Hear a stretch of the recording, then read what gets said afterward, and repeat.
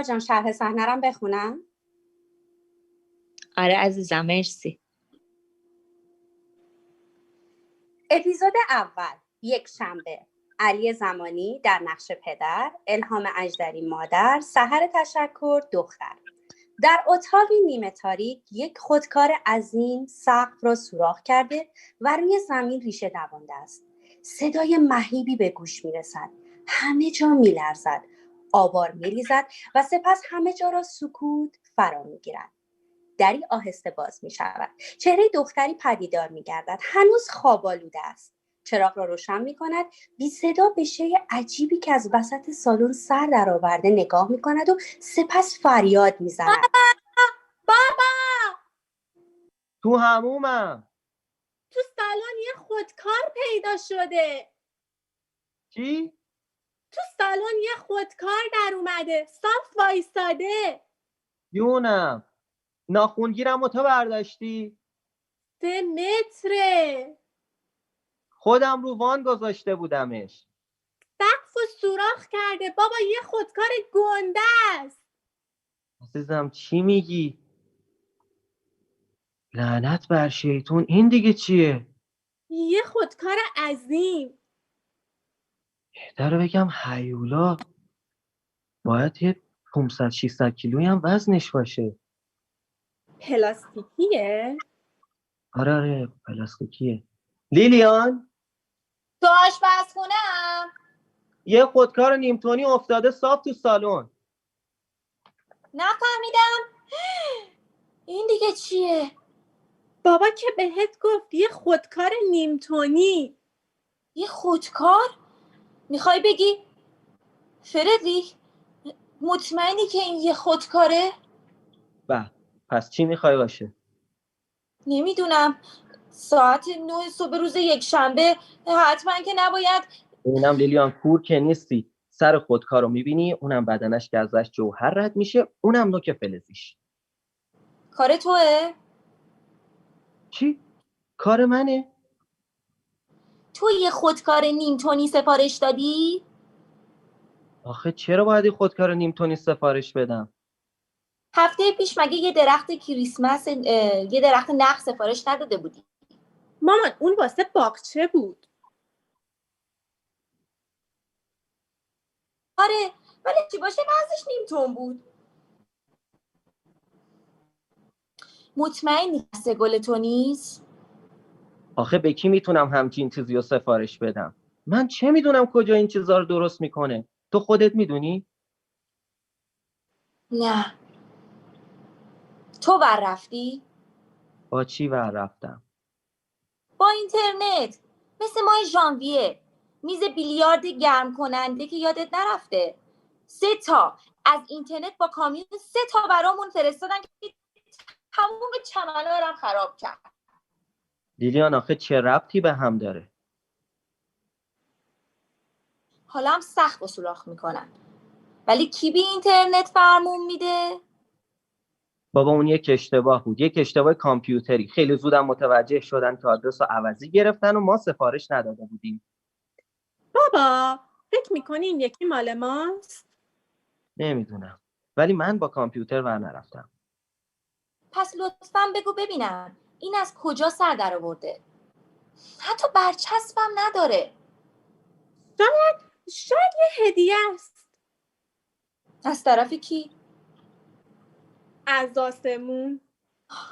سیورین تو رو خدا اینقدر دریوری نگو.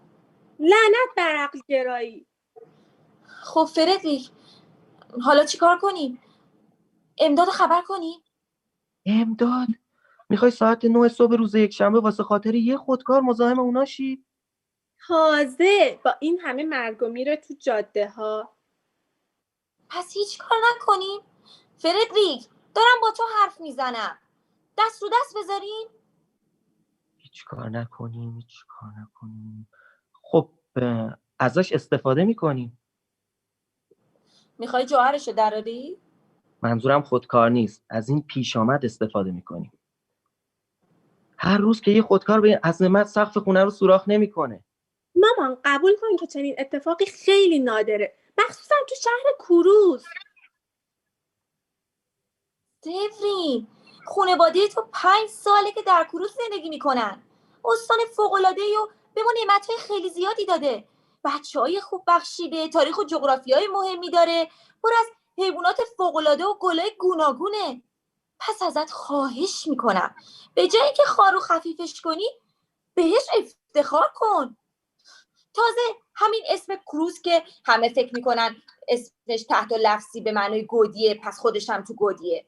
تایی سوراخه، در حالی که مقعره، از بقیه هم بالاتر. شاید برای همین چیزا کروز رو انتخاب کرده. کی؟ اون. بهش میگی اون؟ پس چجوری صداش کنم؟ اسمشو که نمیدونم. اسم؟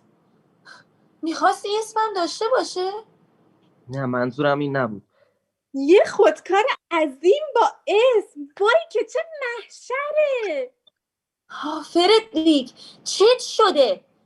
به نظر میاد از این که نمیدونم چی تو سر ما خراب شده خیلی هم خوشحالی. حالا که واسه یه دفعه هم شده خواهرت با بچه‌هاش سرمون خراب نشدن، خودش یه اتفاق خوشه، مگه نه؟ اتفاق خوش؟ ببین، تو امروز ناشتایی تو نخوردی، واسه همینه. تو قهوه تو نخوردی. آره. تازه واسه یه روز یک شنبه محشر مامان. آخه یک شنبه آدم دق مرگ میشه. دورین، اگه آدم متدینی بودی اینو نمیگفتی. برای آدمای متدین مطمئن باش که یک شنبه روز شادی و روشناییه. روزیه که حضرت مسیح دوباره زنده شد. درسته. اونم یه روز یک شنبه اتفاق افتاد. فردریک، تو که حتما نمیخوای بیرون اومدن حضرت مسیح از تابوت و با سر در آوردن این چیز پلاستیکی تو خونه ما مقایسه کنی. ولی هر دوش دو رازه لیلیان، دو راز روز یک شنبه. مامان حق با باباست. نه خیر، حق با بابات نیست. برای اینکه پدرت فراموش کرده که زنده شدن حضرت مسیح راز نیست، بلکه یه معجزه است. متاسفم ولی هیچ دخلی به هم ندارن. حضرت مسیح بعد از مرگش دوباره ظهور کرد و با حواریون گفتگو کرد. بعد دوباره به آسمون رفت. هیچ چیز مرموزی در کار نیست. همه مردم هم دیدنش. خب خودکارم داریم میبینیم دیگه مامان. دورین، خواهش میکنم. قبول کن که خیلی خوبم میبینیمش. اشگر کسی چه میدونه، اصلا شاید یه معجزه مدرنه. نه سبرین، بهت اجازه نمیدم اینطوری صحبت کنی. مامان فکرشو بکن، یه معجزه تو خونه ما محشره.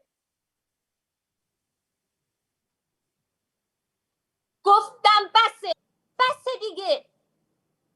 بابا ما تو قرن 21 هستیم، باید قبول کنی که معجزه هم پیشرفت میکنن.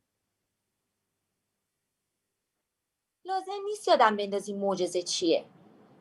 فراموش نکن که 37 نسلی که خانواده من همه نسلن در نسل مسیحی‌ان. نه که فکر کنی از این زاهد نماها یا دربون در کلیسا باشن ها. نه، مسیح واقعی، مسیحای کروز، همونایی که عربا رو تو پواتی متوقف کردن. تازه برای همینم درخت نخل تو باغچه قطع کردم، چون برام یادآور خاطرات تلخ بود.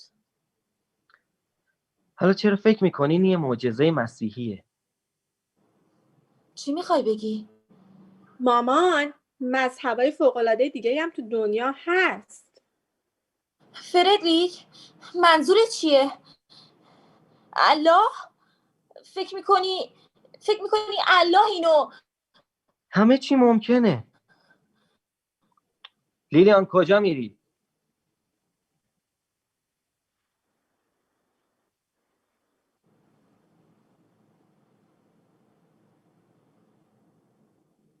لیلیان کجا میری؟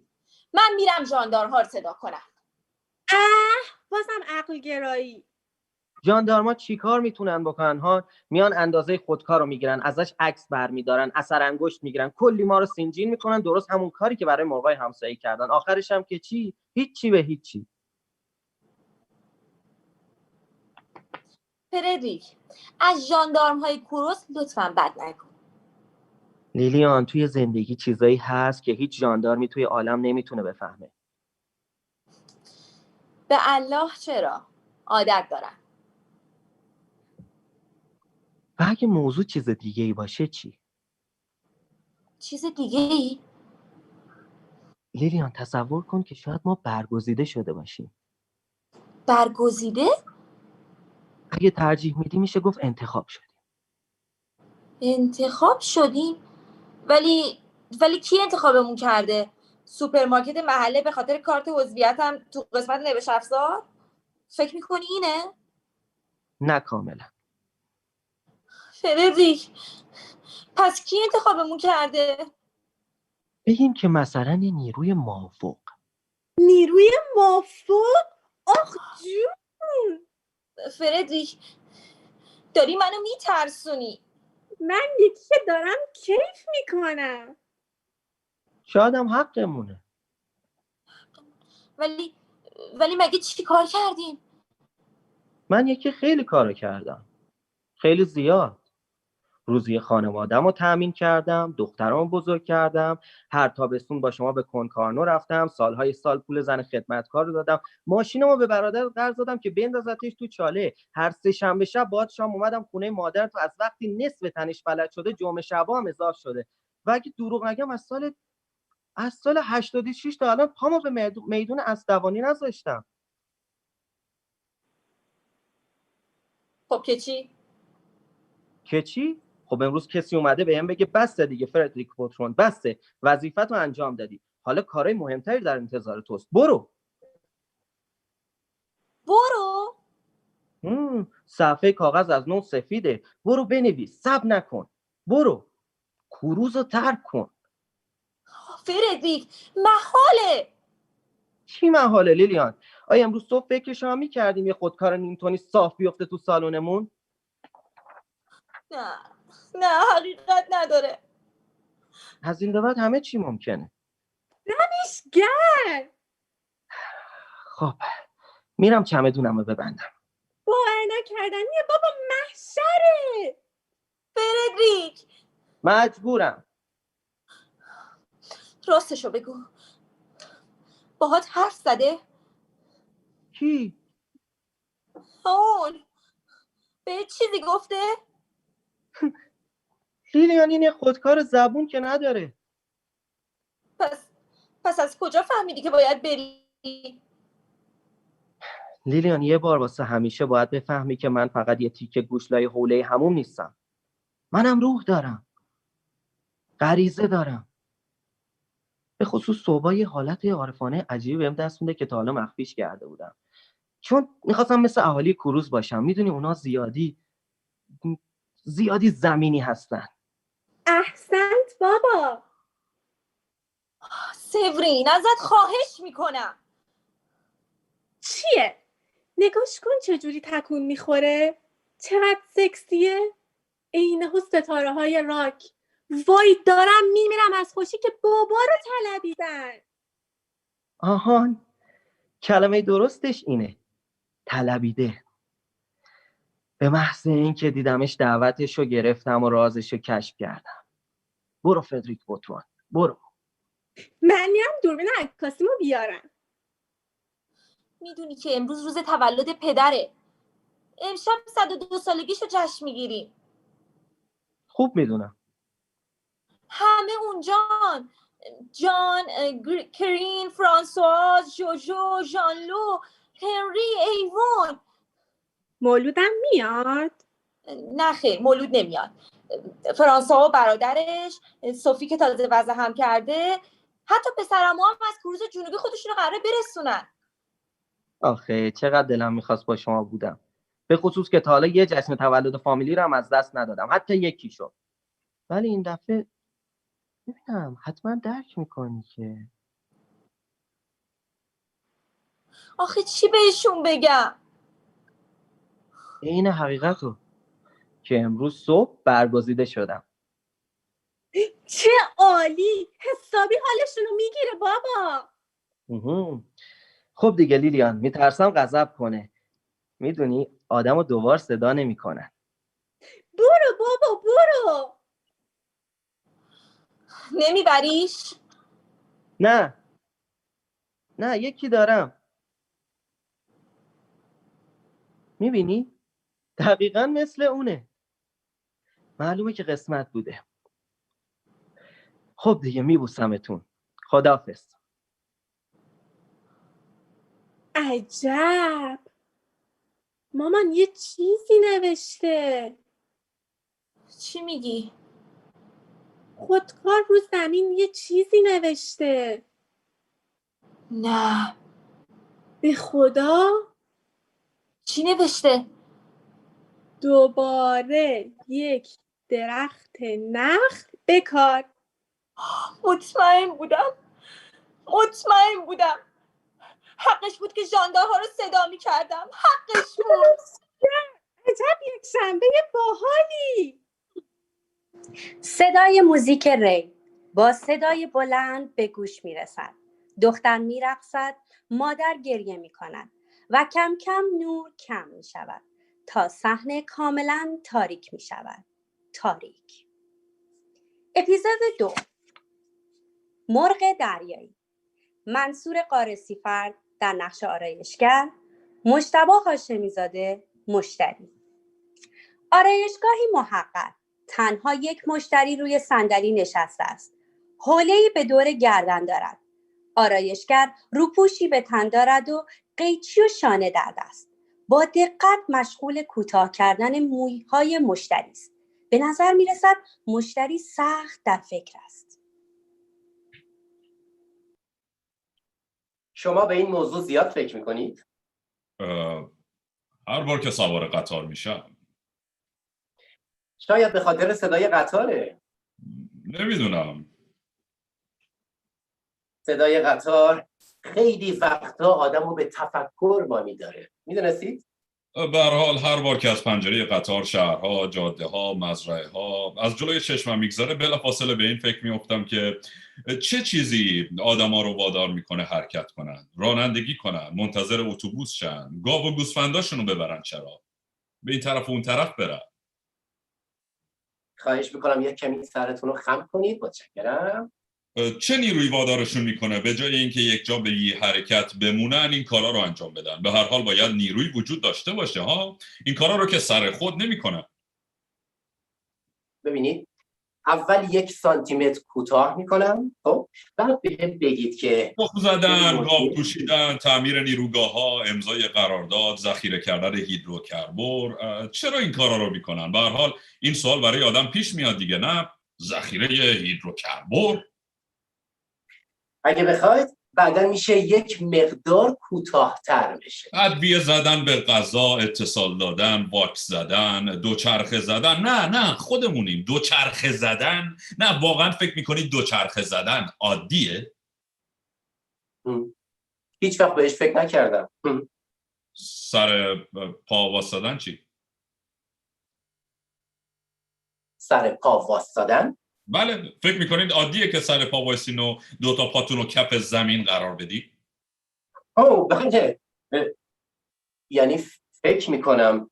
نه بله. دیگه. آره؟ نه دیگه، اصلا عادی نیست. عجب. نه، شما باید میتونستید پرواز کنید. پرواز. یعنی میخواین بگین توی هوا؟ بله، فقط یه چیزی مانعتون میشه. ای بابا. یه نیروی وجود داره، یه نیرویی که وادارتون میکنه مثل 6 میلیارد آدم دیگه به زمین بچسبی. نه بابا. چرا؟ آره. یعنی یک نیرویی داره منو. بله، نیروی جاذبه زمین، کشفی که نیوتن با نگاه کردن به یک دانه سیب بهش رسید. یک انگلیسی؟ بله. یک روز نیوتن از خودش پرسید چرا این سیب روی زمین میفته؟ آیا عادیه که به طرف زمین سقوط کنه؟ این انگلیسی ها عجب و عجوبایی هستن. عجب. حالا من از شما میپرسم، برق رسوندن به یک منطقه، درباره چربی غذا بحث کردن، اصلاح نژاد اسب‌ها، به نظر شما اینا طبیعیه؟ یعنی میخوایم بگین او در رابطه با سیب؟ نه در رابطه با انسان. جورج، چرا باید کاغذ خورد کرد؟ چرا باید رانندگی کرد؟ چرا باید آستر لباس رو دوخت؟ چرا باید آشپزخونه رو رنگ کرد؟ چرا؟ یعنی به خاطر تنازع بقا؟ تنازع بقا! تنازع بقا؟ بله. البته بجز آستر لباس ها. ببینید، من با احتیاط اظهار نظر میکنم. اینها فقط حس یک آرایشگره، اونم آرایشگر شهر کوچیک شاتیو. خب میتونم بپرسم چی ما رو مجبور میکنه که از این به قول شما غریزه تنازع بقا پیروی کنیم؟ آقای شارلزبرگ، شاید بهتره کمتر شما سوار قطار بشین ها؟ البته باید اعتراف کنم که همش تقصیر منه. نباید در مورد تعطیلاتتون و بازگشتتون سوالی میکردم. جورج، چشمتون رو باز کنید. 20 دقیقه میشه که با این روپوش سفید دور من بالا و پایین میپرید. دائم قیچیتون رو باز و بسته میکنید. تنها دغدغه فکریتون هم بلندی موی سر منه.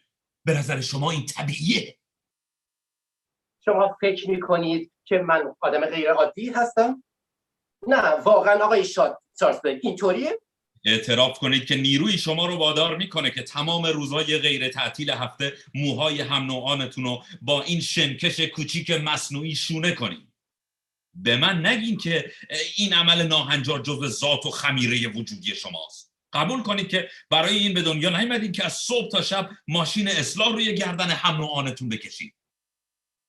راستش زنم هم شبایی که دیر میرم خونه همینو بهم میگه.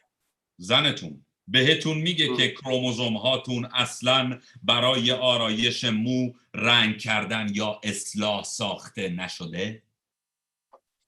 نه اینو نمیگه.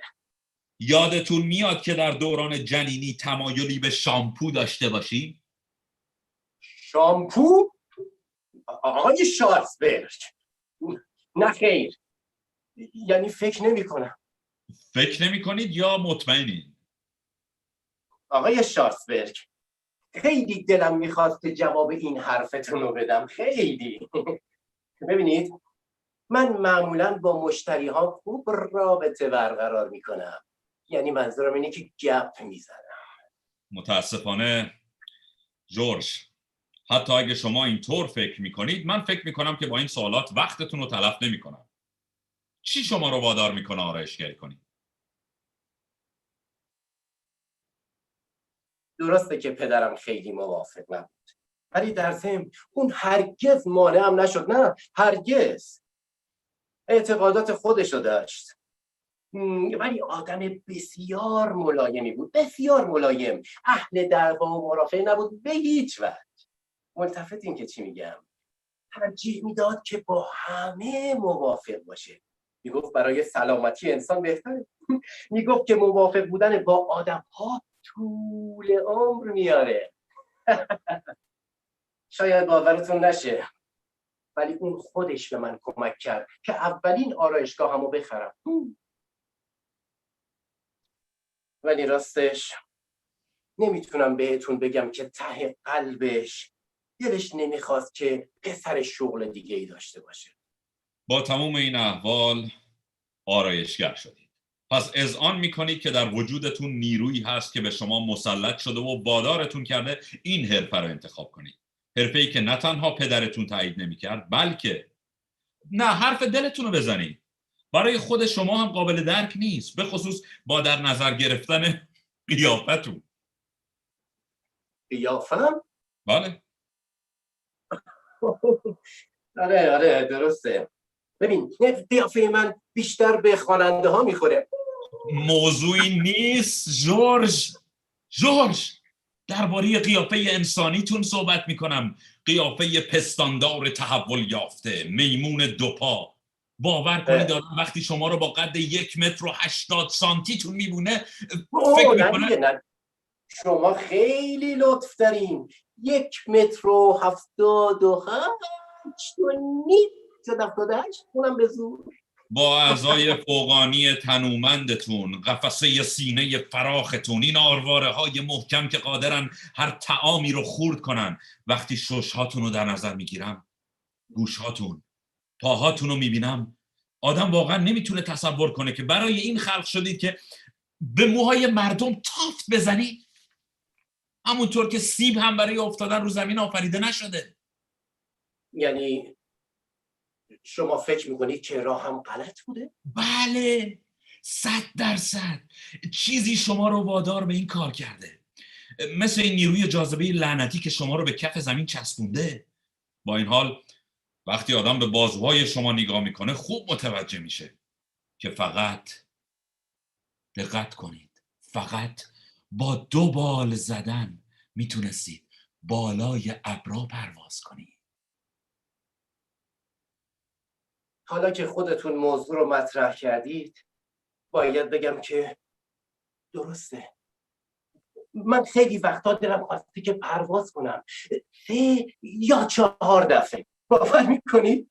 پرواز کنم، میدونید، آروم آروم، همین دور و برا، آروم و آروم، بالای دریاچه ماسی، از روی بلوار ژان مولن با اون درختای چنار بلنده، و بعد از جاده شهرداری برگردم دوباره به خونه. خوب دقت کنید، نه اون بالا ها، نه مثل پرستوها، مثل پرواز یک مرغ دریایی، آروم و پس در واقع ته وجودتون احساس میکنید یک مرغ دریایی هستید، درسته؟ یک مرغ دریایی بزرگ و نه یک آرایشگر. البته مسلماً آرایشگرم هستم، میدونید.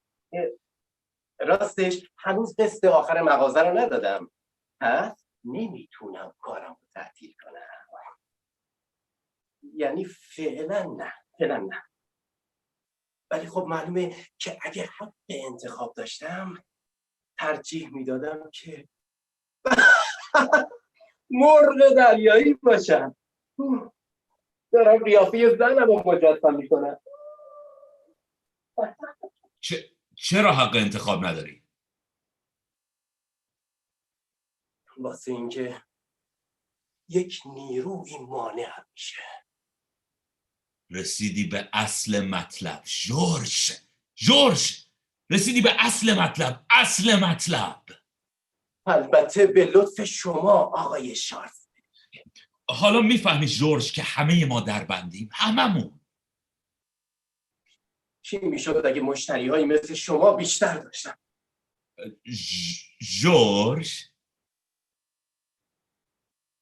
آقای شارسبرگ، حاضرین به من بپیوندی تا علیه این نیرویی که ما رو در بند کشیده و در چنگالش اسیر کرده بجنگیم؟ وادارش کنیم که خودشو نشون بده، قدرتشو محاسبه کنیم و بعد از بین ببریمش. من؟ ما 2 نفر اولین کسانی هستیم که به وجودش پی بردیم. ما پیشکسوتیم جورج، پیشکسوت آزادی، همون چیزی که ازمون گرفتن. آره، کی میتونست فکرشو بکنه؟ اسم هر دومون رو روی این اکتشافات میذاریم. اوه نه آقای شارفبرگ، این شما بودین که اسم هر دوتامون. اگه شما اقرار نکرده بودید که میخواین مرغ دریایی بشین، فکر میکنم منم به شک میافتادم. وقتی که فکرشو میکنم که اگر مادام لالو وقت سلمونیشو به هم نزده بود و من نمیتونستم که شما رو بپذیرم، میبینید دنیا به چی بنده؟ تصادف و ضرورت جورج. اینطوریه که بشریت پیشرفت میکنه. ما هم تابع همین قوانینی. ولی آخه این همه اتفاق توی شهر شاتیون، اون هم توی سالن محقر سلمونی من. سالن اکتشافات جورج. پس قبول میکنی؟ اگه به بشریت کمک کنه مسلما نمیتونم رد کنم. متشکرم جورج. نمیدونم شما چی فکر میکنید ولی من معتقد به کار مستمر و منظم هستم با ساعتهای دقیق. یک ملاقات در روز براتون مناسبه؟ اینجا؟ یا در قطار؟ اندیشه بسیار ظریف و فراره. بهتره از محل شکلگیریش دور نشیم. اوه، پس ترجیح میدم که اینجا باشه. ولی آخر هر روز؟ اگه هدفمون اینه که تا آخر سال به جایی برسیم، قبول کنید که کادوی کریسمس باشکوهی برای بشریته. به نظرم میرسه که روزی 3 ساعت و بگیم 6 روز در هفته حداقلشه. این همه؟ جورج، حتما پیش خودت تصور نکردی که میشه رفتار 30 میلیون سال بشر رو مثل خم رنگرزی یه روزه عوض کرد؟ مسلما نه. ولی فکر میکنی میشه این کار رو وقت نهار انجام داد؟ میخوایم بگین بین ظهر و ساعت 3. آره؟ مثلا. چرا که نه؟ توفیق اجباریه. روزه هم میگیریم. این برای شادابی ذهنم عالیه. اینطوری واقعا عالیه. عالی. میدونید چطوری بگم؟ دیگه خیلی از مشتری ها ما هم از دست نمیدم. جورج، واقعا فکر میکنید وقتی به مشتریاتون بگین که تصمیم گرفتین اونا رو از تخت بند تنشون آزاد کنید از دستشون میدین؟ برعکس اونا رو به دست میاری جورج. وقتی که تا چند وقت دیگه با اونا بالای سر شهر متروک پرواز میکنید، باور کنید که دعاتون میکنن که 3 ساعت در روز شونه و قیچی رو از اونا دریغ کردید. کاملا حق با شماست. میدونید آقای شارلزبرگ، تا حالا هیچ کس هرگز اینقدر چشمامو باز نکرد. عالیه. فردا شروع میکنیم. پس تا ظهر فردا. بذارید همین الان یادداشت کنم. چقدر میشه؟ چی؟ اختیار دارید آقای شارلزبرگ. فقط شما اجازه بدید که من این حوله رو از روی دوشتون بردارم. بذارید پشت فردتون رو ببینید. این براتون خوبه؟ لحظه. عالیه. عالی. یکم مرتب شده بدون این که زیاد کوتاه بشه، چون اگه راستشو بخواید شما رو با موهای یکم بلند بگی نگی مجعد بیشتر دوست دارم. جورج، اسم این آرایش مو رو میذاریم آرایش نسل‌های آینده. خب جورج، تا فردا. خداحافظ. تا فردا. آقای شارلزبرگ، میشه ازتون یه سوالی بپرسم؟ بفرمایید. شما فکر میکنید که نیروی دیگه‌ای هست که وادارتون میکنه این نیرو رو کشف کنید یا همش فقط همون یه نیروه؟ آفرین. آفرین جورج، آفرین. جلسه فردا رو با همین سوال آغاز میکنیم. چطوره؟ چون اگر همش یکیه، وقتی کشفش کردیم دیگه لازم نیست که بهش فکر کنیم. هیچ وقت. احتمالاً. درسته. فکر میکنم با هم خیلی خوب کار کنیم جورج. من که آرزومه. آقای شارلزبرگ. مشتری بیرون می رود. آرایشگر کنار صندلی برمیگردد. جارویی برمیدارد و موهای روی زمین را جمع می کند. یک آن متعجب و کنجکاو متوقف می شود. خم می شود و از روی زمین یک پر سفید برمیدارد. اپیزود 3. مونیک. خالد اسلوب در نقش پدر، نگار زمانی دختر. یک اتاق بزرگ. پدر روزنامه می‌خواند. دختر از این طرف اتاق به آن طرف می‌رود. پدر بدون اینکه سرش را از روی روزنامه بردارد، صدایش می‌کند. مونیک. مونیک.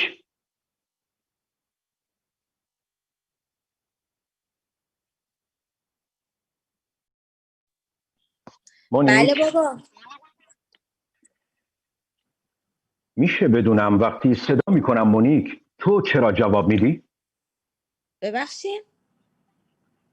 سوالمو خوب شنیدی؟ شنیدم ولی نفهمیدم. وقتی صدا میکنم مونیک، تو چرا به طرف من برمیگردی؟ بابا میخوای سر به سرم بذاری؟ نه ابدا دختر عزیزم، به هیچ وجه. برای اینکه اسم من مونیکه. که تو اسمت مونیکه؟ تو دختری یکی دونه من اسمت مونیکه؟ آره بابا، اونم از 18 سال پیش تا حالا. از 18 سال پیش؟ و حالا چند سالته؟ دقیقاً 18 سال. دقیقاً انگار که من حساب دارم. من فقط پدرت هستم، فقط پدرت. انشاءالله که یادت نرفته. و میتونم بدونم کی اسم مونیک رو رود گذاشته؟ به نظرم تو گذاشتی. من؟ میشه بگی کی لطفاً؟ احتمالاً موقع تولدم. من که من اسم بچم رو مونیک گذاشتم. اسم گوشت و پوست خودم رو مونیک گذاشتم. خوب گوش کن دختر کوچولوم، من ادعا نمی کنم مرد کاملی هستم. آبجو میخورم، با همسایه ها رفتارم تنده، یواشکی فیله گوساله میخورم و درسته که خیلی هم به تئاتر علاقه ندارم، ولی هرچی باشم اسم دخترم و مونیک نمیذارم. تازه اونم موقع به دنیا اومدنش یک نوزاد کوچولوی بی‌دفاع. نه عزیز دلم، نه. پدرت قادر به انجام چنین کاری نیست. خب پس شاید کار مامانه. مادرت؟ خب بالاخره یا پدر یا مادر اسم بچه رو انتخاب میکنن، مگه نه؟ عزیز دلم خوب حواست به جوابی که میدی باشه. تو جلوی چشای من داری ادعا میکنی که مادرت اسم تو رو مونیک گذاشته؟ تو رو خدا بابا چه شده؟ نه، باید تکلیف رو روشن کنیم.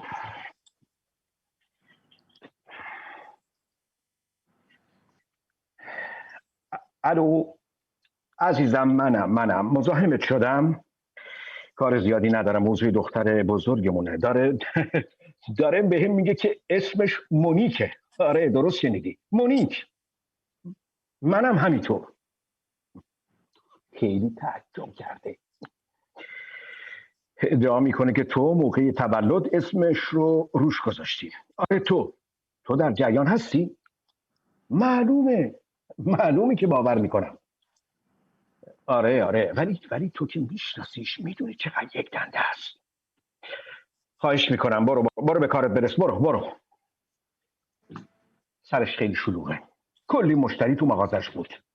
چی میگفت؟ گفت که شوخیم گرفته. خب منم همینو میگم دیگه. پس حرف تو پس نمیگیری. چی میخوای؟ میخوای کارت شناساییمو نشونت بدم؟ کارت شناسایی؟ آهان، حالا همه چیزو فهمیدم. واقعا که من خرم. آره معلومه، این اسم شوهرته. تو اسمت مونیکه، خانم مونیک. ای پدر سوخته، خوب منو دست انداختی. بابا من شوهر ندارم. شوهر نداری؟ دوست پسر دارم. پس چطوری اسم اونو گرفتی؟ مگه میشه آدم اسمش خانم مونیک باشه ولی با آقای مونیک ازدواج نکرده باشه؟ چی داری میگی؟ هیچی نمیگم. آهان، ملتفت شدم. این قانون جدیده، همون قانونی که برای همجنسگراها وضع شده. ازدواج بدون ازدواج، اینه. حالا دوزاری افتاد، شوهرت هم همجنسگراه و تو خجالت میکشی بهم بگی. همه داستان از این جاب میخوره. دختر کوچولوی مامانیم، هنوز تو خوب پدرتو نمیشناسی. خوشبختی تو خوشبختی منه. اصلا مهم نیست با کی زندگی میکنی. با این حال عجب شانسی که اسمتو مونیک نذاشتیم، و الا امروز اسمت میشد مونیک. بابا فکر میکنم یکم باید استراحت کنی. استراحت کنم؟ چطور میتونم استراحت کنم وقتی دخترم حاضر نیست اسمشو بهم بگه؟ و باور کن که این عمل تو از ازدواج با یک همجنسگرا بدتر و وخیم‌تره. راستی در این باره بهت توصیه میکنم موضوع رو خیلی آروم آروم به مادرت بگی. میشناسیش که خیلی سختگیره. اگه کسی 1 میلیمتر از عرف و قاعده دور شه دیوونه میشه. شب عروسی من اون که یادته. بابا جون، من که هنوز به دنیا نیومده بودم. دنیا نیومده بودی؟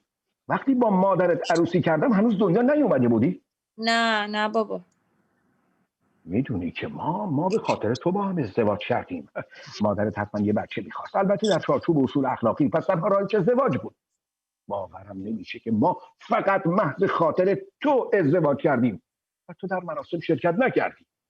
نه. حتی برای مهمونی بعدش هم نیومدی؟ حتی به سلامتی ما لبی هم تر نکردی؟ نمیدونم، اقلا میتونستی یه گیلاس شامپاینی به سلامتی ما بخوری و برای ما آرزوی خوشبختی کنی. لعنت بر شیطون. هرچی باشه ما پدر و مادرت هستیم. ولی بابا اون وقت نطفه منم هنوز شکل نگرفته بود. خودت خوب میدونی که مامان هیچ وقت حاضر نمیشه قبل از ازدواج حامله شه. وای این درسته. حتی نمیتونم فکرشو بکنم که یولند بتونه جلوی شهردار یا دیگه بدتر کیشیش حاضر بشه، در حالی که تو شکمش حاصل گناهی رو پرورش میده. باید حق با تو باشه. یولند کیه؟ مادرت. مامان اسمش ناتالیه بابا. نه دخترم، اسم مادرت یولنده، مثل خواهرش، مادرش، مادر بزرگش، خالش و دختر خالش. من فکر میکردم که اون تنها کس تو فامیله که اسمش یولان نیست. نه عزیز دلم، اون هیچ وقت حاضر نمیشه که این رسمو بشکنه و مثل بقیه دخترای خانوادش اسمش یولنده. خوب میفهمم این خبر چقدر برات تکان دهنده است. واقعا که تازه تو سن 18 سالگی میفهمم که اسم مادرم هرگز ناتالی نبوده. امیدوارم خودت متوجه باشی چی کار کردی. هر کاری از دستم برمی اومد کردم که دیرتر این موضوع رو بفهمی، ولی میدونستم که بالاخره دیر یا زود مجبور میشم واقعیت رو بهت بگم. ولی آخه چرا بهم دروغ گفتی؟ وقتی تو دنیا اومدی من پیشنهاد کردم که اسم مادرت ناتالی باشه. میترسیدم تو مدرسه بچه‌ها مسخرت کنن، بهت بخندن که اسم مامانت یولانده، درست مثل مادر و دختر خاله و خواهرش و 27 یولند خانواده است. میترسیدم ازت بپرسن که چرا فک و فامیلت ارزه ندارن اسم دیگه ای واسه دختراشون پیدا کنن. خب تو هم نمیتونستی جواب قانع کننده ای پیدا کنی، حتما در سلامت فکری خانوادت شک میکردی و پیش خودت فکر میکردی که خانوادت عقب افتاده و کودن هستن که همه فقط یه اسم مؤنث بلدن، یولند بعد از یولند. تو دختر کوچولوی عزیزم بودی و دلم میخواست نذارم اینجور فکرها که واسه دختر کوچولوها خوب نیست اذیتت کنه. یه دختر کوچولو باید بره تو دشت بدوه، شعر بخونه، اسپانیایی یاد بگیره، مراسم مذهبی کمونیون رو به جا بیاره، به فکر شاهزاده رویاهاش باشه که روزی از راه میرسه و باهاش ازدواج میکنه، حتی اگه هم جنسگرا باشه. تازه وقتی میبینی شاهزاده های قصه ها چه سر و وضعی دارن تعجب نمیکنی که پسرها رو ترجیح بدن و دخترای جوان معطل بمونن. به جز تو عزیز دلم، تو موفق شدی یکی رو به دام بندازی. چرا؟ برای اینکه سرحال و شکوفایی. و چرا شکوفایی؟ برای اینکه هیچ وقت نفهمیدی که اسم مادرت یولانده. و برای اینکه نفهمم اسم منم یولانده مونیک صدام کردیم. ولی تو اسمت مونیک نیست، یولندم نیست. پس اسم من چیه؟ سوال خوبیه، سوال اصلی. بالاخره که یه اسمی رو من گذاشتی، روز تولدم یه اسمی برام انتخاب کردی، نکردی با سود که صدام نمیزدی. درباره من چی فکر میکنی؟ معلومه که یه اسمی رود گذاشتم. یادت رفته؟ این موضوع مال 18 سال پیشه.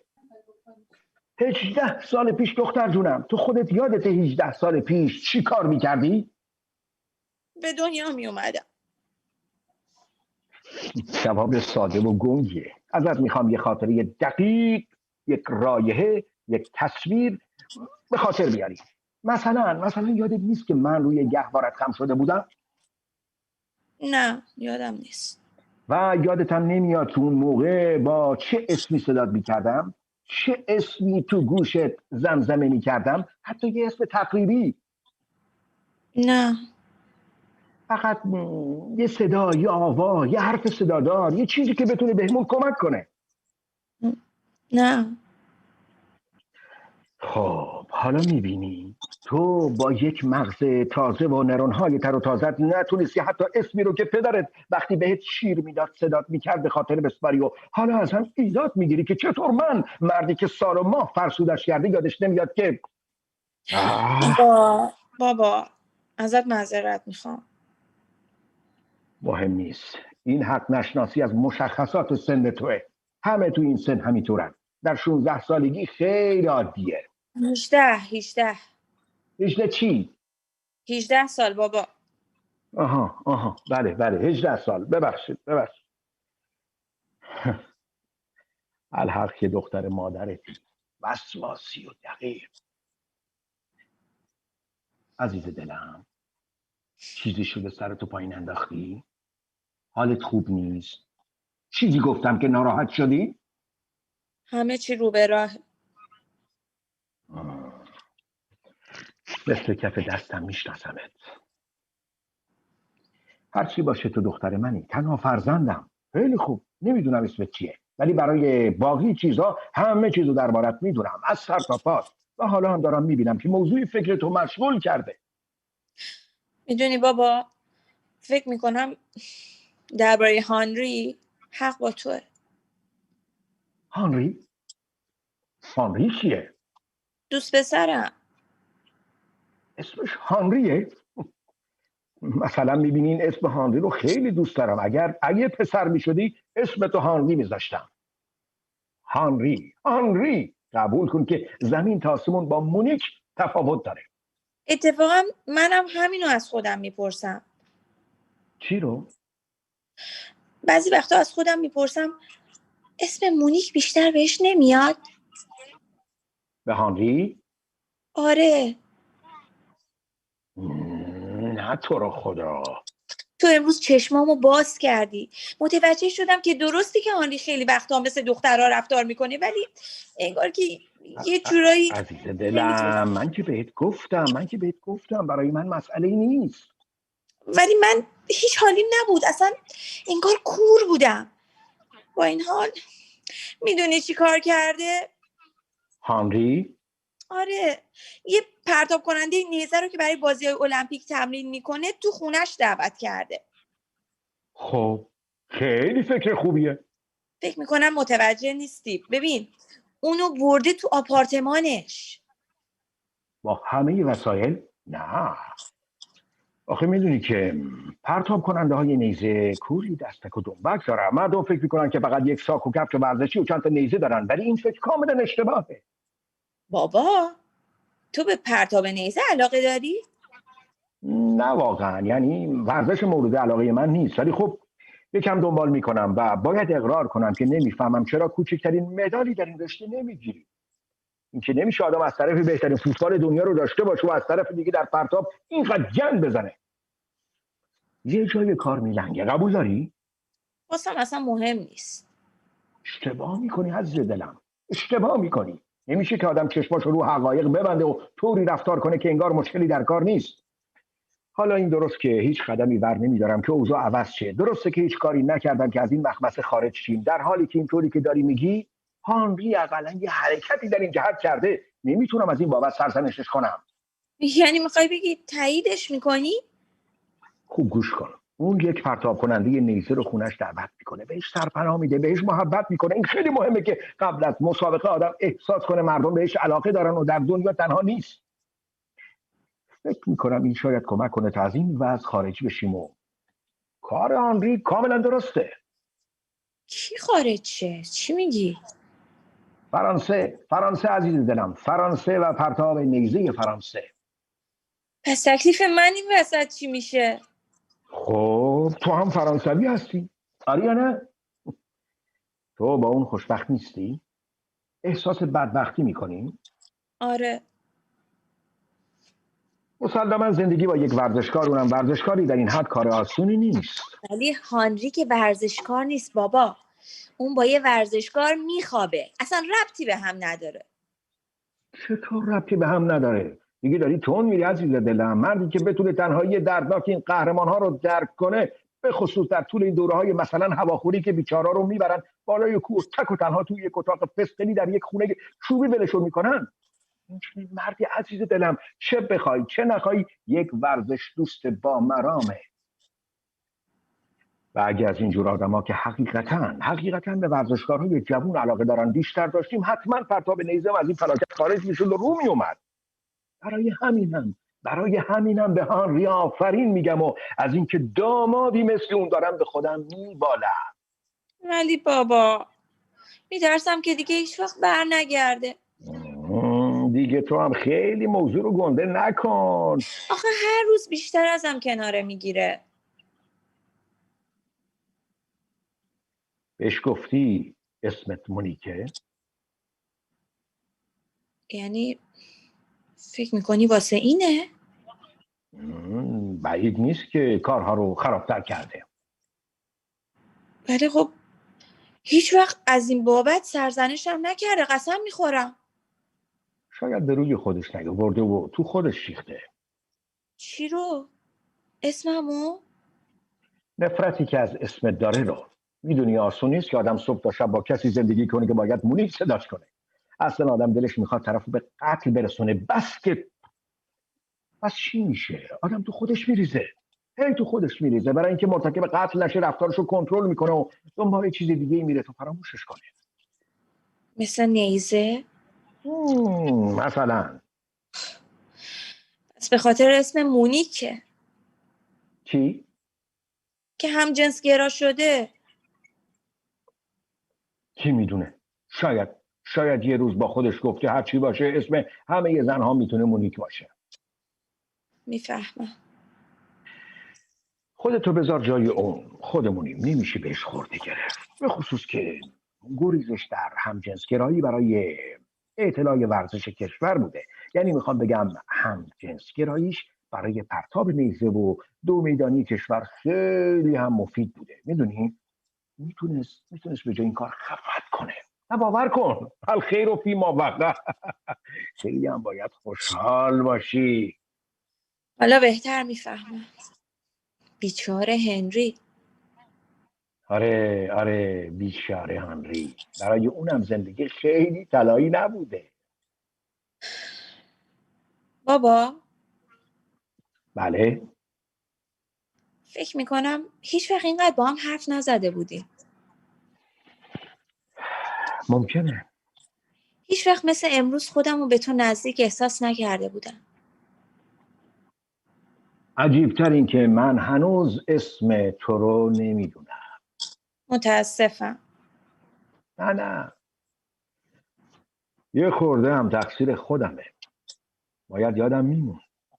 باید هر دومون یادمون میموند. هرچی باشه چیزهای مهمتری از اسم تو. هرچی باشه چیزهای مهمتری از اسم تو زندگی وجود داره. آره بالاخره همین که هر دوی ما سالم و سر حالیم، این خودش مهمترین چیزه. میدونی چی دلم میخواد؟ دلم میخواد که امشب هممون بریم رستوران. تو، هنری پرتاب کننده نیزه، یولان و من. فکر خیلی محشریه بابا. همه با هم یک شام خانوادگی درست و حسابی. بیا میریم دنبال شوهرت و دوستش و بعدم میریم مامانتو از مغازه بر میداریم. اونم که عاشق سورپرایز و کلی خوشحال میشه. فقط زود باش، چهارشنبه ها مغازه رو زودتر میبنده. ولی امروز سه‌شنبه است بابا. چه بهتر. مطمئنی امروز سه‌شنبه است؟ 100%. چون روزی که تو دانشگاه ورزش دارم. تو مگه دانشگاه میری؟ کدوم دانشگاه؟ دانشگاه محلمون. محلمون؟ ما با هم تو یه محله زندگی میکنیم؟ بابا ما هممون توی یه ساختمون زندگی میکنیم. یه ساختمون؟ آره بابا. درسته که امروز خیلی با هم صحبت کردیم. سر درد دلمون باز شده بود. بابا کوچولو. امیدوارم یادم بیاد ماشین رو کجا پارک کردم. هلن؟ هلن نبود؟ نه هلن قهرمان زن نبرد تروا. نه نبود نه. ملکه کاترین دومیتسیس، آنتیگون، کوزت. اینا اسمای دوران جوانی من هستن. وقتی که سن تو بودم مدرسه میرفتم، بچه بودم. فرانسواز درلاک، مارکیز دو سووینیه، نویسنده. مارکیز دو سووینیه، درسته؟ نه بابا نه. حیف شد. حیف شد. دخترم دوست دارم. میدونی که دوست دارم. ولی خیلی وقت پیش منصرف شده بودم. بابا منم خیلی دوستت دارم. مادام هانسکا عشق بزرگ بالزاک خودشه. فکر میکنم این دفعه نه قبل از اینکه جواب بدی خوب فکر کن. دارم فکر میکنم بابا. وقت دسر بهم بگو. این میشه هدیه تولدم. میدونی که چقدر بالزاک رو دوست دارم. ولی بابا تولد تو 26 ماه نیست؟ پدر با سرعت از در خارج می شود. دختر به او ملحق می شود.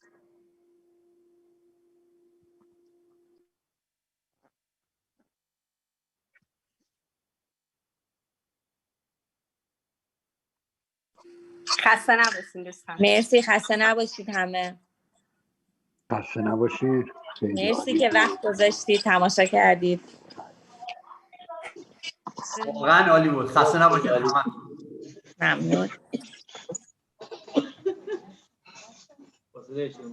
خسته نباشید. خسته نباشید. اونم فکر کنم معلوم باشه. صدای ما باز دیگه فکر کنم. از اون ته نبست. ایام وقتتون تمرین داشتن. نهایت خسته نباشین. خسته نباشید.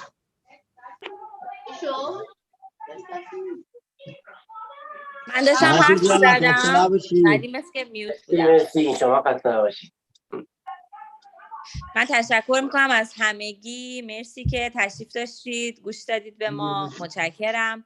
و همینطور از دوستان عزیزی که نقشخوانی کردن و همیشه واقعا همکاری میکنن. جناب آقای اسلوب، جناب آقای قارسی‌فر که هر دو با این همه تجربه و هنرشون واقعا در کنار ما افتخار میدن. همیشه هستن، ساپورت میکنن. همینطور مجتبی جان، الهام جان، علی جون، سحر جون و واقعا الهام جون از همه تشکر میکنم. مرسی واقعا. سلامت باشین. اختیار دارین.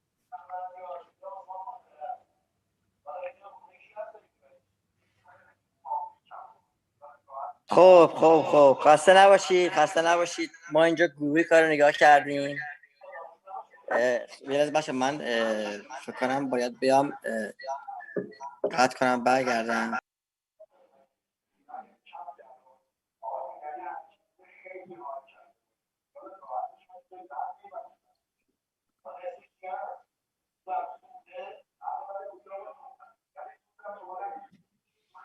خیلی خب، من فکر کنم الان بتونم صحبت کنم. بازم صدا به کجا داره بچه‌ها؟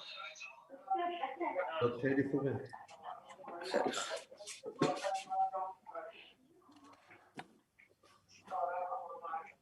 صدای خب خانم زمانی خسته نباشید. بچهای اجرایی واقعا دستتون در نکنه. خیلی ممنون، لطف کردین همتون. آقای اسلوب، آقای قارسی، خانم اژدری، آقای زمانی، علی و منصور جان گل و خانم پاشایی که همیشه زحمت میکشن، به اضافه آقای مصطفی گل. خب اگه اجازه بدین بریم برگردیم به همون نگاه جان. شما صحبت در مورد کار خودت. نه ممنونم، فقط امیدوارم که لذت برده باشید. دوست دارم بیشتر علی جون صحبت کنه و همینطور بچهای دیگه هر کی نظری داره، جناب آقای قارسی فر، جناب آقای اسلوب. علی و سحر این نمایش رو اپیزود آخر رو یک شنبه رو صحنه اجرا کردن توی ایران، سالها پیش البته. بر همین من ازشون خواهش کردم که بیان و حالا حداقل یه قسمتش رو بازی کنن، کارگردانی کار رو داشتن در واقع. و خیلی ممنونم. ما فقط تونستیم برای هر نمایشمون حدودا فکر کنم 2 ساعت نهایت 3 ساعت تمرین کردیم و خب ولی با توجه به تجربه‌ای که علی تو این کار داشته، دوست دارم که علی برامون توضیحاتی بده، همینطور سحر جون و همینطور از تجربه آقای اسلوب استفاده کنیم تو این سبک. ممنونم. ممنونم از شما. پس منتظریم دیگه، هر کم دوست دارن دوستان تشریف بیارن بالا. حالا چه آقای قارسی فر، آقای اسلوب، منصور جان، در خدمتتون هستیم.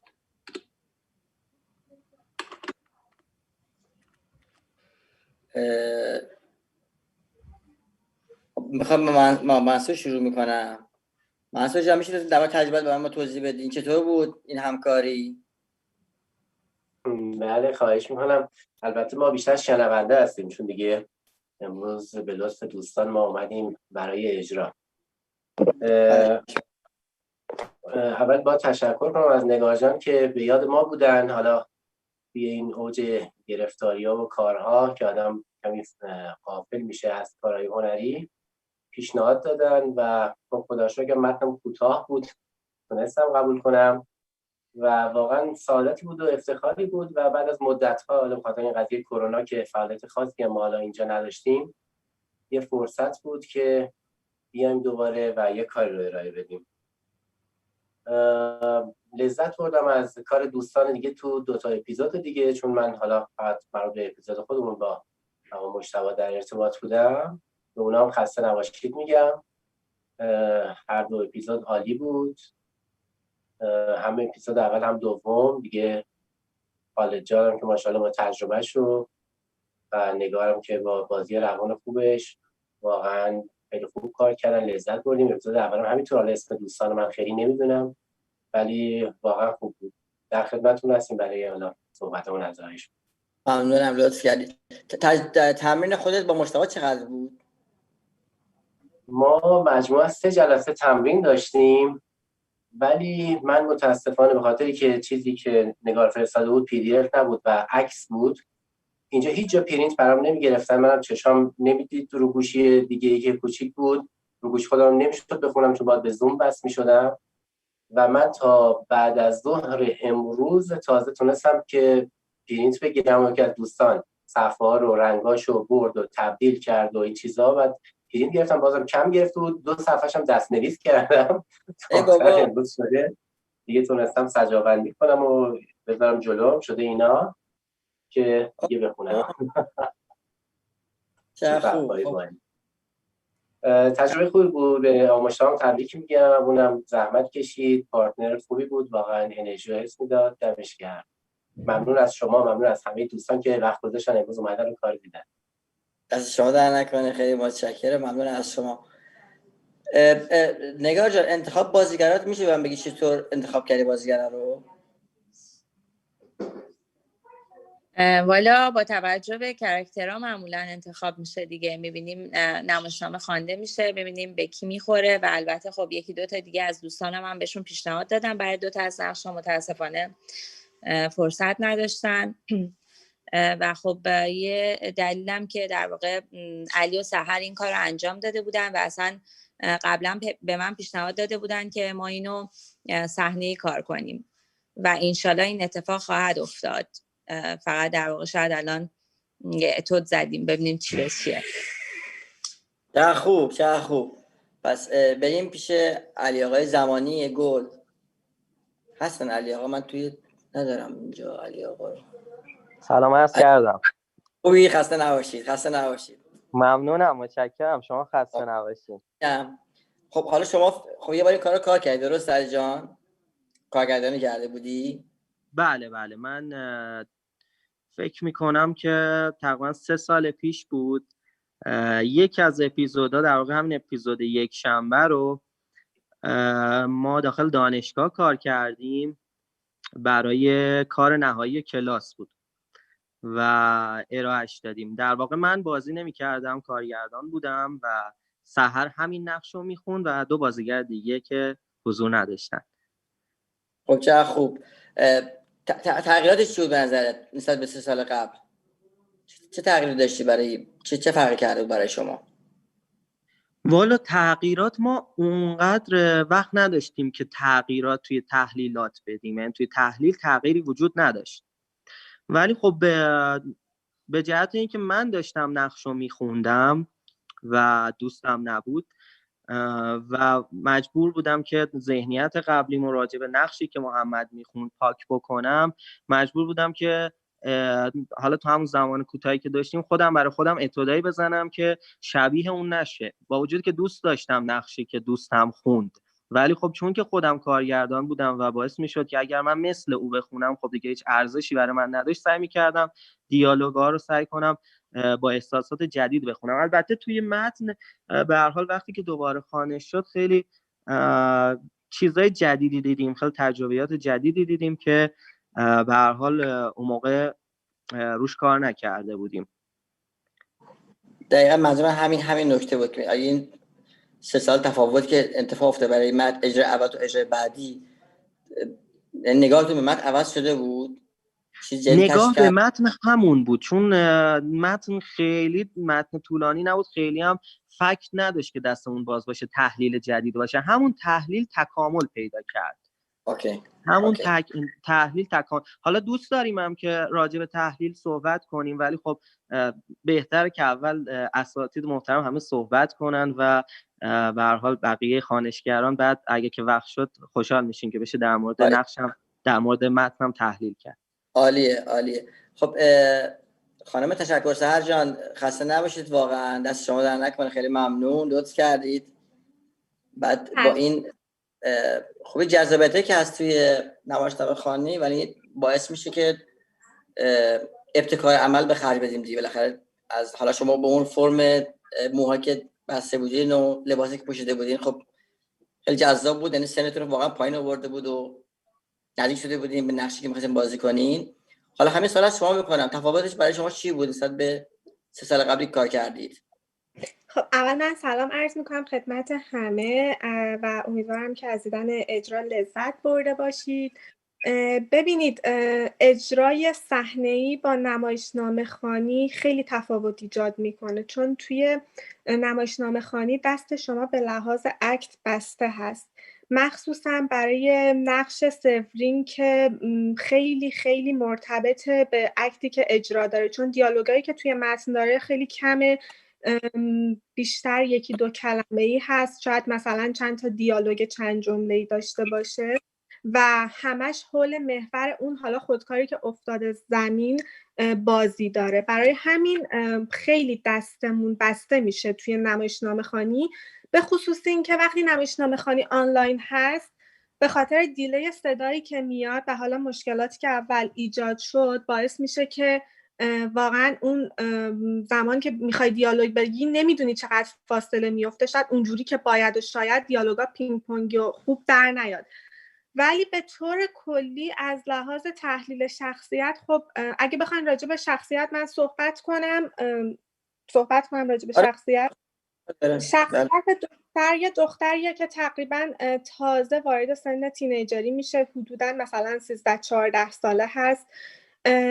اگه بخوام تحلیلش کنم دختریه که عقده الکترا داره. عقده الکترا عقده‌ایه که دختر از کودکی عشقی که به پدرش داره مادرش رو رقیب خودش میدونه و تلاش میکنه که مادر و پدر رو از هم دور کنه، که در واقع رقیب عشقیش رو جدا کنه و پدر رو به سمت خودش بکشونه. خب این عقده الکترا کاملا توی متن مشهود بود. دختر خیلی تلاش داشت که پدر بره و خیلی از پدر طرفداری میکرد و خب بقیه چیزا مرتبط با اون خودکاره که حالا علی جان میاد خودش تحلیل میکنه که اون خودکار اصلا نماد چی بوده و این همه بحثا حول محور چی بوده. اما به طور کلی توی نمایش ابزورد باید توجه داشته باشیم که دیالوگ ها، یعنی هر کس دیالوگ خودشو میگه، دیالوگ ها واقعا به صورت یه مکالمه دو طرفه شکل نمیگیره، یعنی هر کس دیالوگ خودش رو میگه و طرف مقابل بدون توجه به اینکه اون یکی چی گفته حرف خودش رو تکرار میکنه. این کلا ذات متن ابزورده. برای همین خیلی جاها شاید دیالوگایی که دختر میپروند در واقع با بی‌توجهی مواجه میشد یا صرفا فقط یه چیزی میگفت و بقیه خیلی چندان اهمیت نمیدادن. به لحاظ تحلیل و اگه سوالی باشه من در خدمتتون هستم. ممنونم. من دوست دارم که اگه دوستان سوال دارن بگن که من زیاد خواهم صحبت نکنم. اگه دوستان سوال دارن بفرمایید، وگرنه من برم سراغ سوالای بعدی. کسوت در دوستان عزیز. خب پس فکر کنم پگاه جان، این فکر کنم من چجوری آنمیوت کنم این دوست عزیزمون رو؟ یک آنمیوت داریم ما صحبت کنیم، اینجا من نمیتونم آنمیوت کنم. نه خودشون میتونه خوشنام میشه اسک آنمیوت نمیشه آنمیوت کنم. خیلی مشتاق عزیز ما هستی؟ عزیز مشتاق جان بله هستم در خدمت. خسته نباشید. آقا امشب یکم تیر و تار بودی یا یعنی من هر شب تیره تر میشه. من دیگه فکر می‌کنم دیگه فقط صدامو داشته باشیم، عملا رادیویی گوش کنین دیگه سری بعد. آره. یه فکری به حال این لامپ کنم. متاسفانه ببخشید. شما خواهش می‌کنم. حیف بود، یعنی واقعا بعد از اون برم ماشاءالله نقش منصور اون بر اتاق پرنور زرد داشتیم. آره. عجیبه. من گفتم شاید مثلا نگاه کارگردان به این قضیه بوده که اینو اختلاف بذاره براشون، یک نور زرد پررنگ با یک اتاق با کنتراست بالا که ما رو نمی‌بینیم. حالا نمیدونم از عمد بود یا اتاق من همیشه باعث میشه که یه عمدی به وجود بیاد تو کار. آره. حالا یه اتفاق افتاد دیگه. چطور بود این کار برای تو مشتاق؟ خیلی عالی بود. من خودم یکی از طرفداران این مکتب هستم، خیلی هم دوست دارم این مکتب رو کلا. خب هر 3 اپیزود رو خیلی، حالا یکیشو که خودمون بودیم خیلی هم افتخار جان. بله ببخشید میفهم ببخشید. افتخار اینو داشتم که با آقای قارسی فرد با هم باشیم در کنار هم، اولین بار بود و از تجربهشون هم خیلی استفاده کردم و 2 اپیزود دیگر رو هم دیدم. خیلی خوب نشون میداد که، یعنی دقیقاً نشون میداد که یک سبک هست. حالا اگر کسی از بیرون هم دنبال میکردین و شاید 3 هفته مختلف این کار رو اگه میدید، اگه یکم خوب با دقت نگاه میکرد قضیه رو، میتونست درک کنه اینو که خب اینا از یه مکتب چشم میگیرن. ولی خب خیلی خوشحالم که تا حالا این کار رو انجام نداده بودم. خیلی دوست داشتم که بازی بشه ولی متاسفانه فعلا کرونا نمیذاره. میشه به من بگی ویژگی چی بود برای تو بازی این سبک؟ من بعد برم پیش دوباره خانم زمانی نگار یا آقای اسلوب در مورد سبک هم صحبت کنیم. چه تفاوتی داشت برای تو؟ خب معمولا خب اکثرا من کارهای چخوف رو کار کرده بودم، یه مقدار تفاوت داشت زمینش دیگه و اینکه یه حالت پوچگرایی داره و الانم خیلی ها، نمیگم متاسفانه، نمیگم هم خوشبختانه، ولی درگیر این مسئله هستن در دنیای امروزی قرن 21.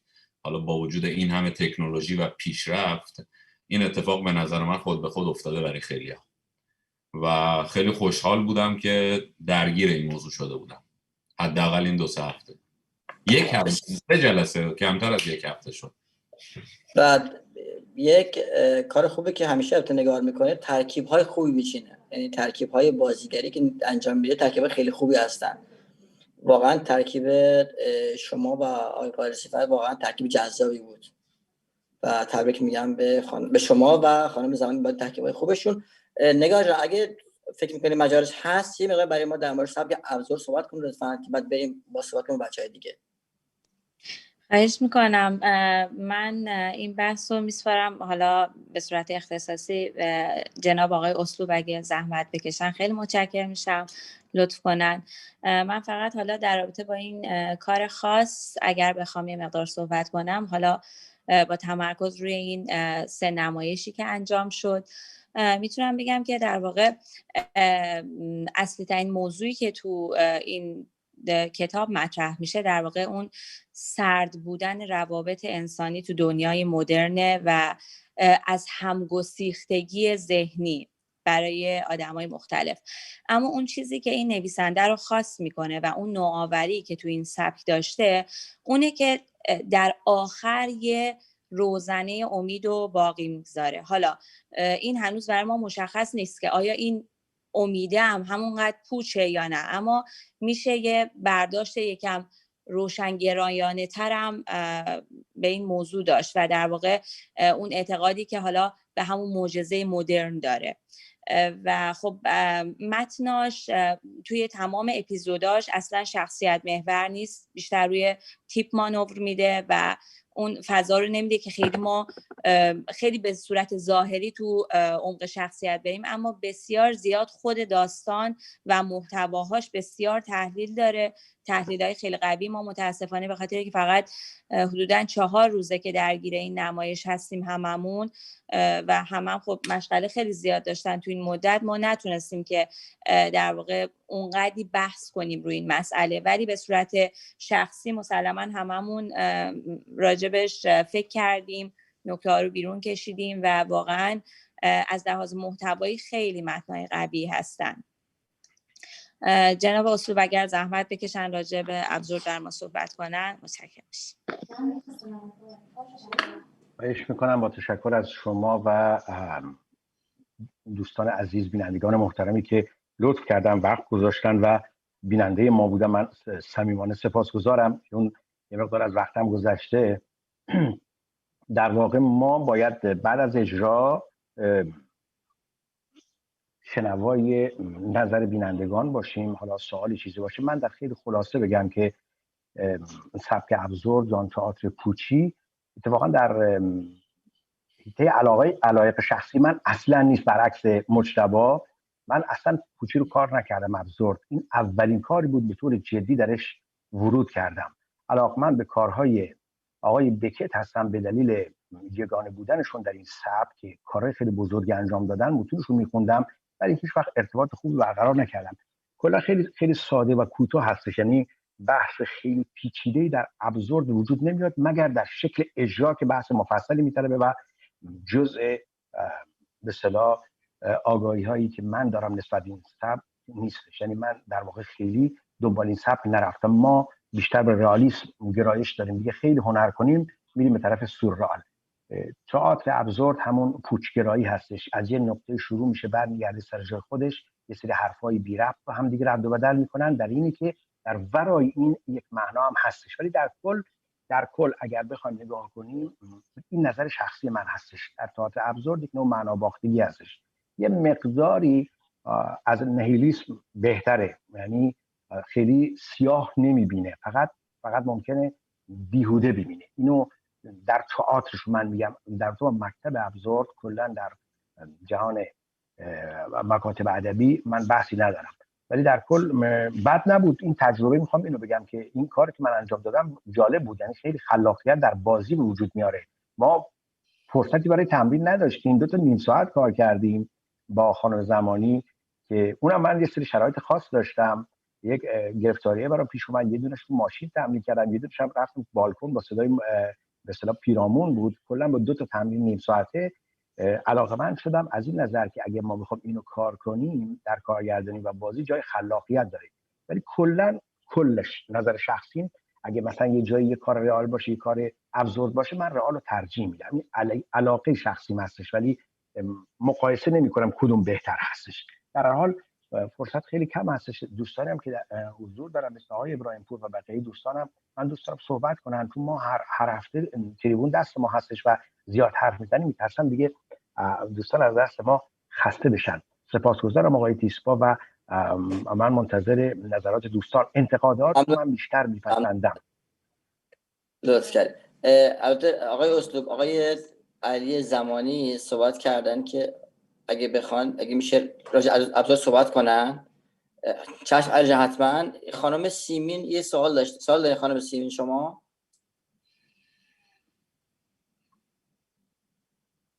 بفرمایید، در خدمتتون هستم.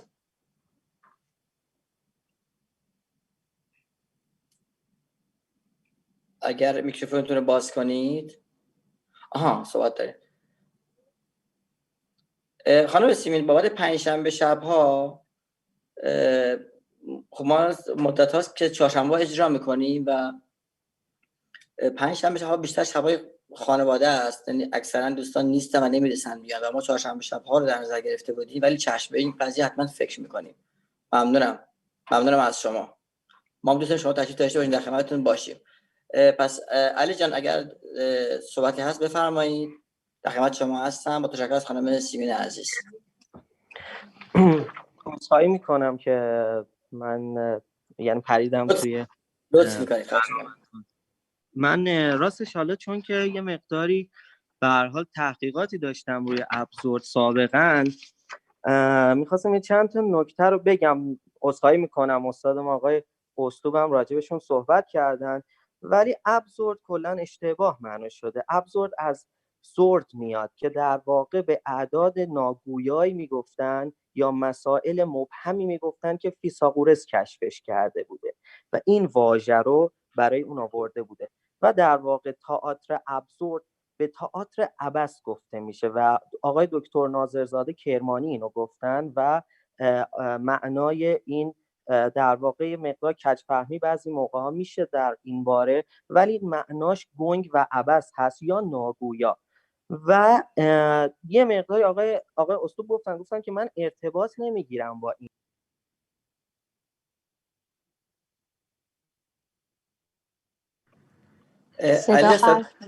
آره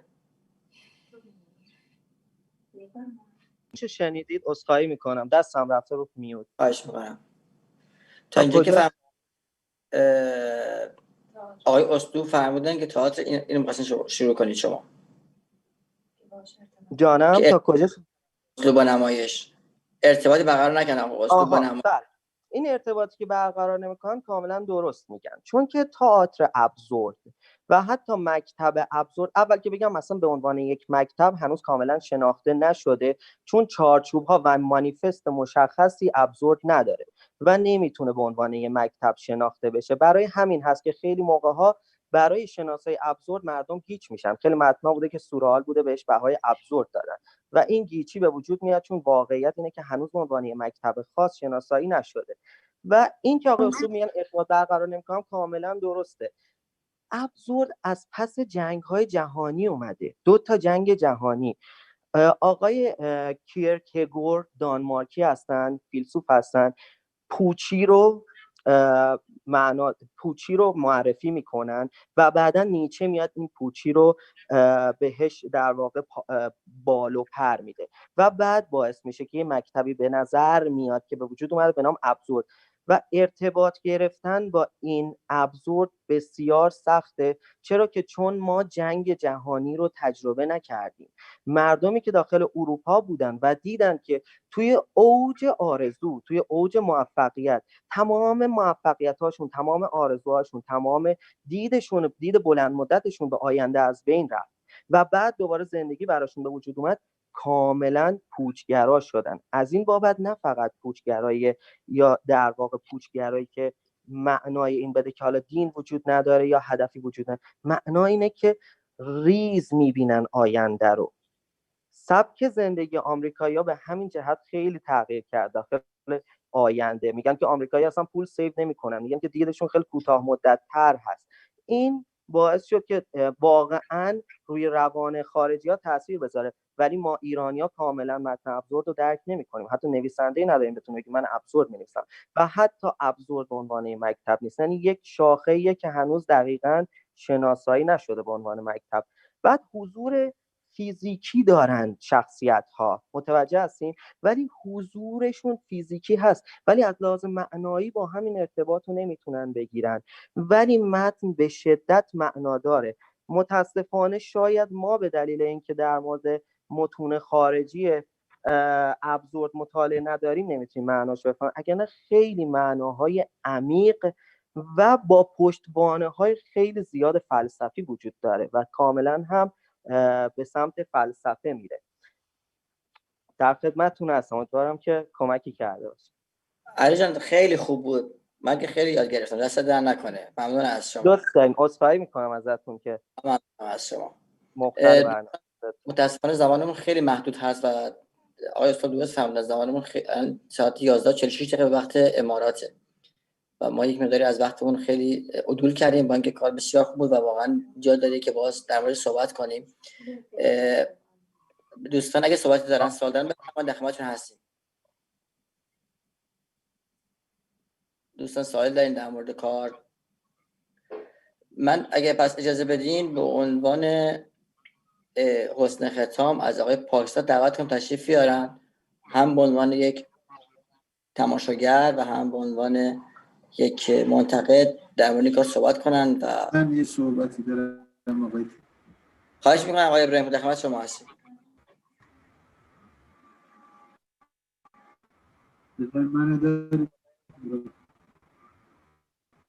صدای شما رو داریم، لطفاً بفرمایید. بله.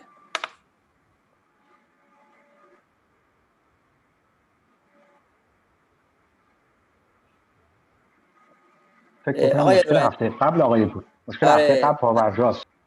آره متاسفانه نمیتونیم با هم اطلاع داشته باشیم. صدای منو دارن، اول تشکر میکنم از گروه نمایش و نمایشنامه خوانی. صدای منو اگه دارید. بحث ببینید، اون چیزی که من به لحاظ متن میخوام بگم، متن یک متن یه متن معناگریزه. ببینید شما وقتی با بحث صحبت، صدای منو دارید؟ من نمیدونم قطع و وصل میشه. بله صداتون هست.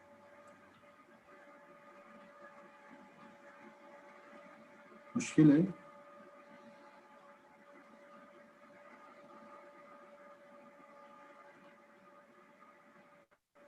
صداتون رو داریم آقای ابراهیم پور، بفرمایید. من صدای شما رو ندارم. یه مشکلی که داریم آقای ابراهیم پور، از این متاسفانه خیلی دیلی می‌کنه ایشون. آقای ابراهیم پور متاسفانه نمیتونیم باهاتون صحبت کنیم چون صداتون خیلی دیلی داره و باز نمیتونیم از حضورتون استفاده کنیم. خیلی واسه آقای ابراهیم پور. ببینید بحث شکاکیته. ببینید بحث شکاکیت فقط توی نمایش نیست، فقط توی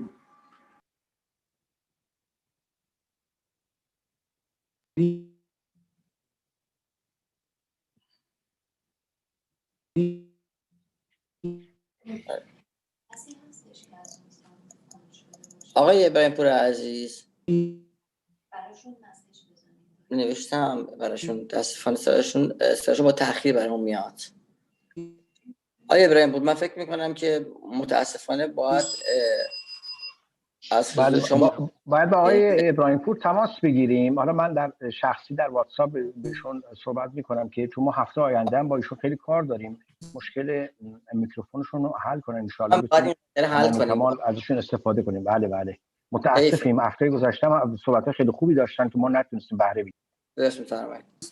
خب من فکر کنم بس برای حسن ختام با آقای پاکزاد صحبت کنیم و اگر بعدش خانم زمانی صحبت داشتن تمام کنیم جلسه‌مون رو. آقای پاکزاد عزیز در خدمت شما هستیم. من یه بار دیگه به همه سلام میکنم و بگم چقدر لذت بردم از این کار و توضیحات آقای علی زمانی خیلی خوب بود.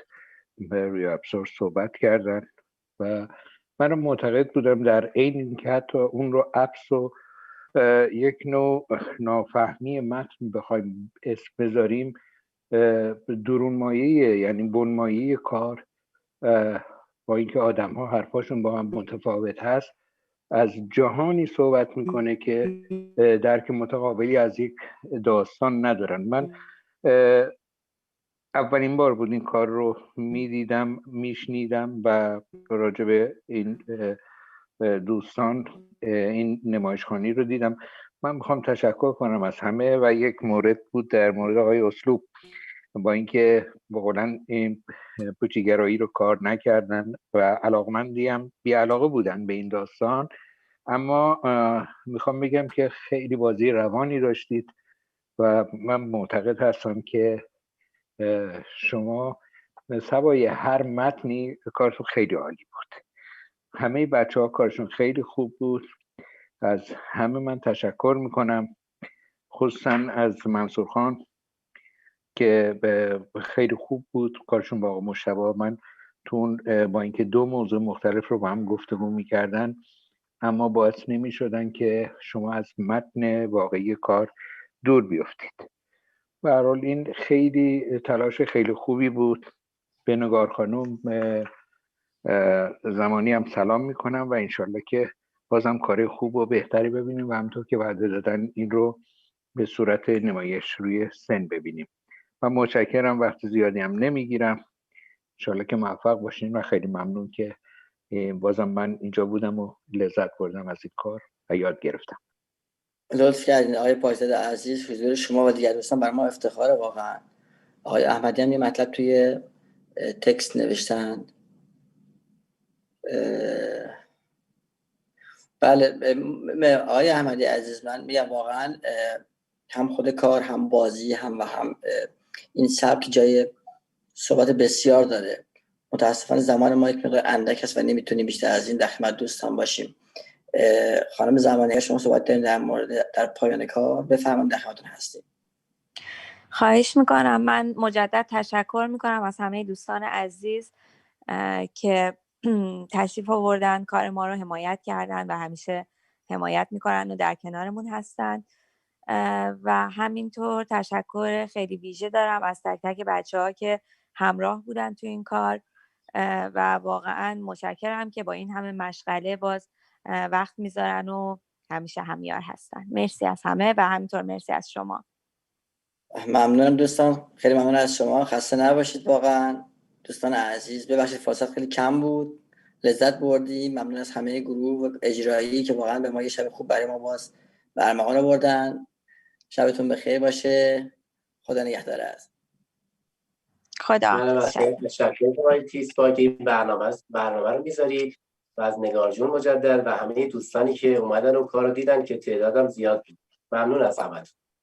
شب همگی بخیر باشه. خدا نگهدار. خدا حافظ.